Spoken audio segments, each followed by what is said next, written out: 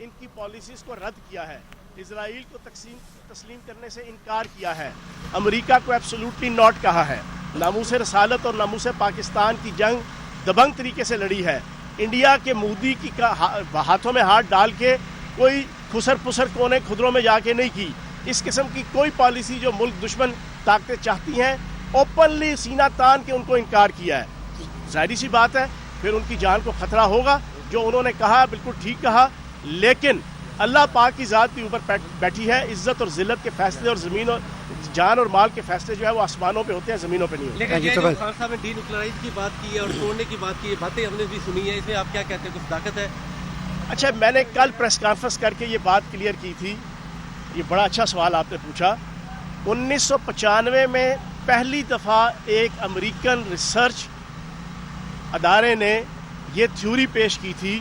کہ 2025 تک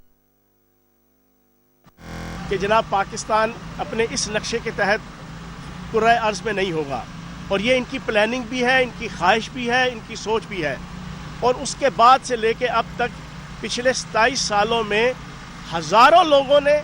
آرٹیکلز لکھے، انٹرنیشنل لیول پہ، ریجنل لیول پہ اور ملکی لیول پہ، اور سینکڑوں کلپس آپ کو جو ہے وہ مل جائیں گے فاکس نیوز پہ، CNN پہ اور پاکستان کے بہت سے ٹی وی چینلوں میں جہاں پر یہ بات کی ہوئی ہے۔ تو عمران خان صاحب نے کوئی نئی بات نہیں کی، انہوں نے انٹیمیٹ کیا ہے پاکستان کے اداروں کو کہ باخبر رہیں اور اپنے کان کھلے رکھیں اور اپنے دماغ کھلے رکھیں کہ ملک دشمن طاقتیں ہمیں دیوالیہ کر کے یہ والی پلاننگ نعوذ باللہ معاذ اللہ پورا کرنا چاہتے ہیں۔ تھینک یو سو مچ۔ پڑھو